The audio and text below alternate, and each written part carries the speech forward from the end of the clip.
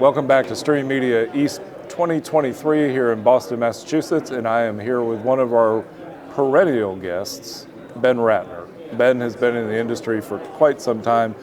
What are you doing these days? What am I doing? I recently started. I'm the director of news technology at Boston 25 News, which is very exciting. First time working in a local market like this, and it's just an awesome opportunity. So what are the different, you worked at a national level, and we won't say the name of the company, but what are the differences? It rhymes with Shmi-NN. So what are the differences for you when you, obviously this is a big market, Boston's a big market.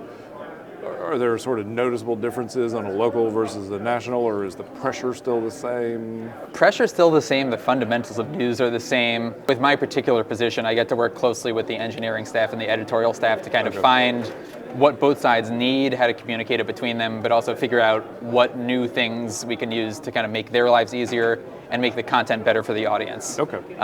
So I think just, national versus local aside, that particular opportunity, I think, is something that, I only got to deal with a part of that at CNN. Sure. I get to deal with all of it here, so That's very exciting. And of course, you were on the digital side there at CNN, which ran in parallel to the traditional news. Here, though, you're full into traditional broadcast as well? Well, we have a social team. We put things out on social as well. So it's a matter of kind of what is the content that we choose to put on social, how do we put it on social. I don't personally work directly with the social team. I work kind of alongside them.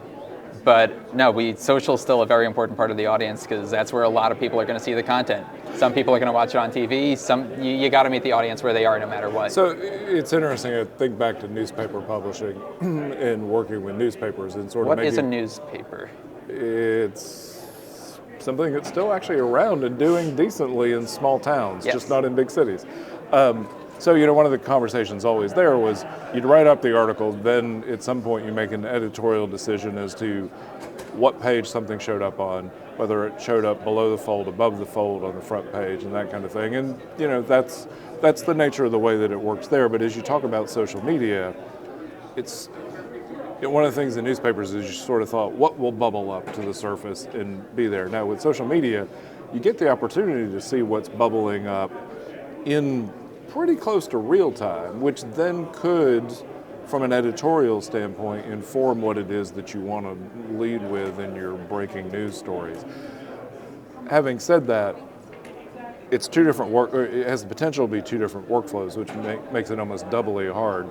Bernard this morning was talking about the repurposing of things in modular form so that you can move them between platform types. Is that the kind of thing you'd be thinking about too? Is, if something starts on social media and it's going to rise, maybe it goes over here to be easier to be part of the production workflow? I mean, things certainly go in both. I mean, my panel today is, the live to OTT and VOD. So this is exactly what I think about all the time. And it's, do you have all of your feeds still intact? Do you have all your video? Do you have overlays that you're going to maybe repurpose for broadcast versus digital? Right. You don't need a bug in the corner with your time on digital necessarily. Right. So there's all sorts of different ways you want to think about your content. Hey, is this going to go vertical because it's going on TikTok or YouTube Shorts? So there's all different ways to think about how your content is going to be seen. And, you have to work within your allocated resources. Do you have a dedicated editor? Are you using software that's designed to do this? Right. So you have to think about all those things when you make decisions about how you're going to treat your VOD and social versus your linear.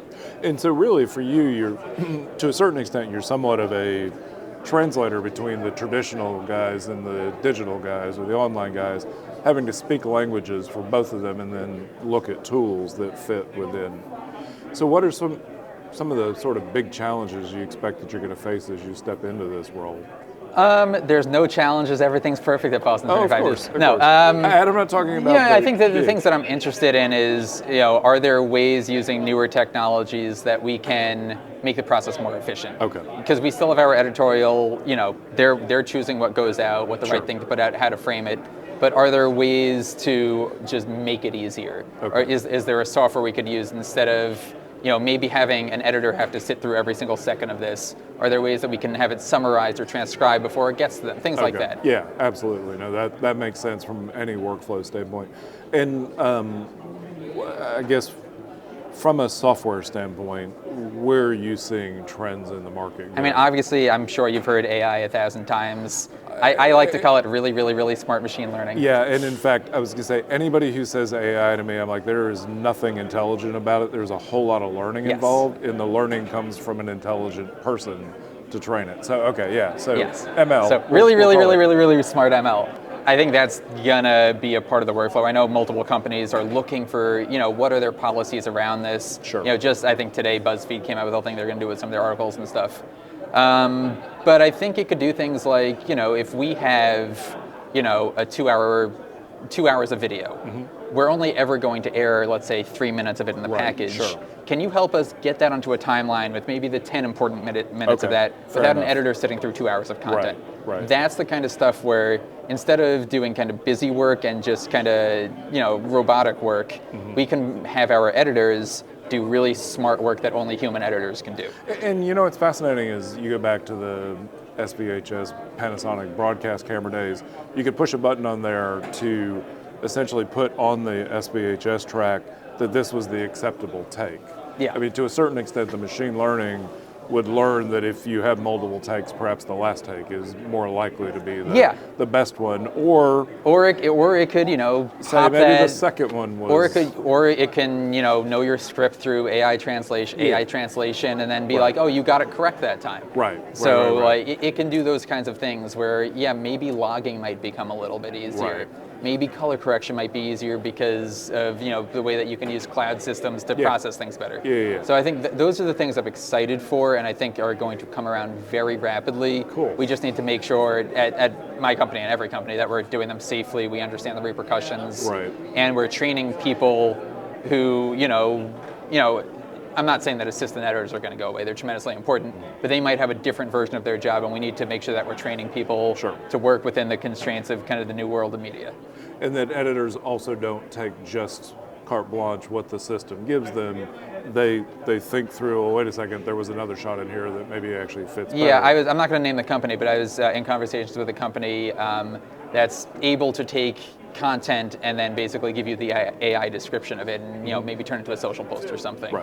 And that's great, but I still want my social media editor looking at that post, first of all, making sure it's accurate, because AI can make things up, but making sure it's within the voice of the company, making sure there's nothing weird in there, and adding personality. Right now, AI isn't great at personality. So, these are still things that you need the human touch, because people are going to notice what AI kind of roboticness is, and people want that human interaction. Got it. Ben, always fascinating to talk to you.